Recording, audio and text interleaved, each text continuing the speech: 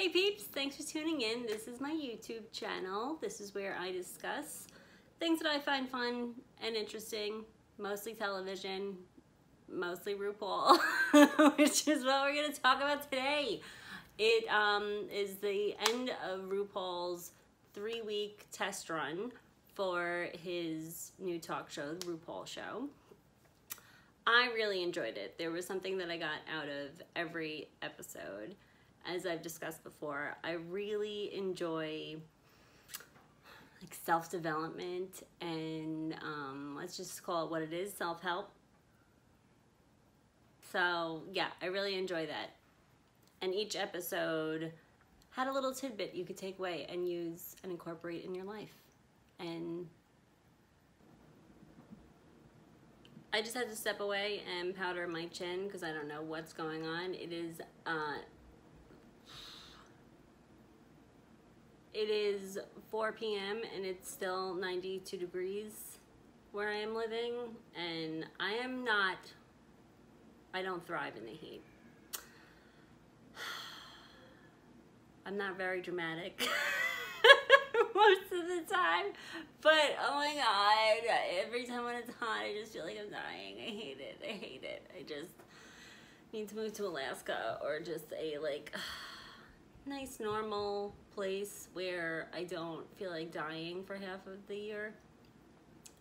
Sorry, I apologize for complaining, but you know, that's how I feel right now. And I have to turn the air conditioning off because I'm filming this video for you people, and otherwise you would hear a constant humming. Anyway, back to RuPaul. So, 2 of my favorite episodes were with Iggy Azalea. I think I'm saying her name right. I never really quite know if that's the correct way to say it, but she discussed how she was having, you know, a little trouble dealing with life and dealing with, you know, the criticisms that she would get and just how to process that without having it, you know, affect her own self. So she checked into basically like a wellness retreat or clinic to do kind of some serious workshop self-development work on her. She said it's really helped, but the greatest part of her interview is where she said, you know, I still do it. I still do these things. You know, it's not a magic wand that's waves and you know, you learn something about yourself or you learn a new behavior and all of a sudden you're just cured and you never do it again, and life is, you know, rainbows and butterflies and puppy dogs. It's not like that. And I know that because I also expected once you work on yourself, you never have to worry about having those problems again. It's like, yeah, no, I worked on this. It's done. I don't do this anymore. And some things I don't do anymore. But a lot of things, we're talking about like lifelong behaviors that I do definitely still do. And the good part about it is I could... Anyway, back to RuPaul. So, 2 of my favorite episodes were with Iggy Azalea. I think I'm saying her name right. I never really quite know if that's the correct way to say it. But she discussed how she was having, you know, a little trouble dealing with life and dealing with, you know, the criticisms that she would get and just how to process that without having it, you know, affect her own self. So she checked into basically like a wellness retreat or clinic to do kind of some serious workshop self-development work on her. She said it's really helped, but the greatest part of her interview is where she said, you know, I still do it. I still do these things. You know, it's not a magic wand that's waves and you know, you learn something about yourself or you learn a new behavior and all of a sudden you're just cured and you never do it again, and life is, you know, rainbows and butterflies and puppy dogs. It's not like that. And I know that because I also expected once you work on yourself, you never have to worry about having those problems again. It's like, yeah, no, I worked on this. It's done. I don't do this anymore. And some things I don't do anymore. But a lot of things, we're talking about like lifelong behaviors that I do definitely still do.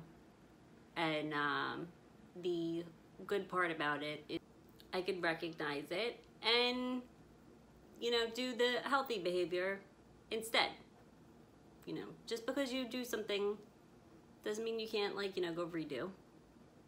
I don't care. I do it all the time. But that was very impactful. A lot of people, you know, more people should be aware of that, you know, oh, forgiveness, I forgave that person. 6 months down the line, a thought's gonna come into your head and you're gonna be like, that MF. Ugh. Ugh. And then you just forgive them again until, you know, that time goes more and more. And then you do eventually maybe just like wipe the slate clean and you have forgiven them. But there is a while where like you forgive somebody and it resurfaces until you fully forgive them. So that was really great. I love that episode. And just her honesty and authenticity in it. You know, lots of people deny having plastic surgery and she was just like, yeah, I had these things done. I feel like that's how I would be. I want Botox so badly. And I will never deny when I do get it. I'll tell you here when I do get it. But anyway, so I really I enjoyed her honesty. One of the best episodes, in my opinion, was with Cory Booker. He's apparently running for president. I don't know much about him, so I am not, you know, endorsing his candidacy, but he seems like a delightful person. He's very handsome, and he talks a lot about, you know, how he grew up, and his father sounds like a pretty rad dude. He, you know, shared a lot of these philosophies that his father passed down to him, and they were great. And I was like, yeah, no wonder you're like a well-rounded, like, seem like a pretty decent fellow. Your dad seems like he was boss. So a couple of the things that he said that just like were just gooey chocolate chip cookies right out of the oven of words. Like they just melted my soul a little bit. He was sharing with Rue, and I will share with you these quotes, these very Instagram quotes, but they are delightful nonetheless. And the first one is, when you shine your light, you liberate others to shine their light as well. And that is very true. I have seen that in my own life. I've been working, you know, diligently on being as authentic as I possibly can in every situation and showing up. And I can see how that behavior, without me telling people, without me even, you know, letting them in on what I'm working on, has allowed them to step out of their comfort zone and be more authentic as well. So I absolutely agree with that quote, and it just makes me feel so good. The next quote is, God did not create you to fit in, he created you to stand out. Whatever you believe, whatever it is, it could apply to you. Place in your God there, place in the universe, place in, you know, whatever thing you believe in, or just that you were not created to, your mother and father did not create you to fit in. They created you to stand out. Who wants a kid that fits in? That kid's boring. I don't want that kid around me. And I love this one because, yes, embrace your weirdness. Embrace the things that make you different and an individual. This is a little bit of a toxic behavior of mine, but as soon as I feel like I am going on a path where, you know, the herd is going, or, you know, I'm doing things that everybody else is doing, I feel uneasy. because I don't want to be like everybody else. I don't want to do what everybody else does. I want to do what I do. Or, you know, I'll do what everybody else does, but I'll do it in my own way. I'll put my own flair and sparkles on it. And the last quote that just really hit me, and I hope it has the same impact on you as it did on me, because it was just like mind grapes exploding. And Corey explained that his father had instilled on him some advice or some words. There are two ways to go through life, as a thermometer or as a thermostat. The thermometer reflects the temperature of the room, and the thermostat sets the temperature in the room. Just let that sink in for a minute. That means that in life, you are either walking in life, reacting to things based on like how you're feeling other people are, you know, or you are changing that shish around. You walk into a room and people are stuffy, you could turn it into a party. You know, see somebody, they look a little low, you could turn that frown upside down. But there's two sides to this, because you could be, you know, you could set the room cold. I have done that where I'm in a bad mood and I know that I am spewing that out at other people and I am affecting the settings around me. I'm not proud of it, and I do not do this anymore, but I have done it in the past. So you could turn the room cold. You could turn the room hot, where like, you know, we're having like party time, it's hot, getting crazy excited. Or you could just be like, you know, a little sunshine. Like a nice California day, you know? But you have the choice. You could do that. You could either react to other people, like, you know, I walked into the room and I was toxic and everybody reacted to me. You know, I brought the temperature down. This week, I want you to take note of when you're being a thermometer and when you're being a thermostat. And if you're being a thermostat, are you setting the room cold, or are you turning it up? Are you turning the heat up?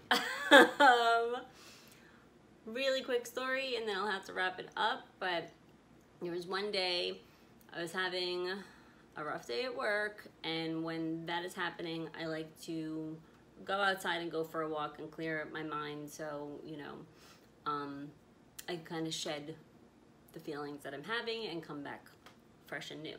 So I'm going for a walk. I felt gross. I felt toxic. I was like, no,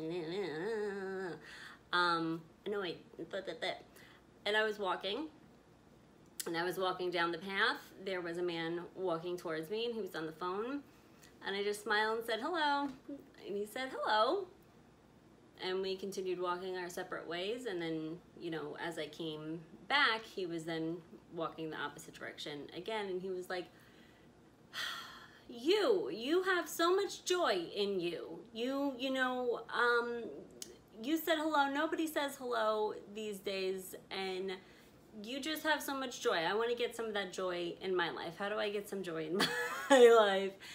And we had like a nice, fun conversation, and he completely turned my mood around.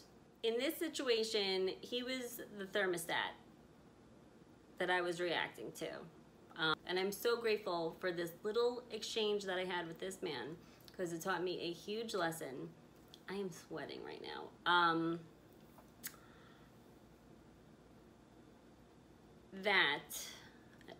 It taught me a huge lesson. I realized that I was relying on other people to change my mood and make me feel good and make me feel happy. Instead, I want to be the person that is changing other people's moods and making them happy and making them feel good. And I definitely wasn't doing it at the time. I can't say that I do the best job of it now, but I can say that I do not make others feel awkward or shit. You know, if I'm feeling good, I'm in a peak state, I could definitely like raise the temperature and make people feel good and excited. I'm so hot. Oh my God. I can make people feel good and excited. If I'm not, I just keep to myself. I don't you know, I'm not short with people. I just try to, you know, limit my contact with them, which probably isn't healthy either, but it's better than taking my crap mood out on other people. Anyway, I hope you watch RuPaul's show, because it is amazing, as is everything he does. And I hope you enjoyed this video. If you did, please like it, share it, subscribe, do one, do all three. It's up to you. And if you did watch RuPaul's show, please leave me a comment and let me know what your favorite episode was, because I would love to know if other people are enjoying it as much as I am. That's all for now. Bye.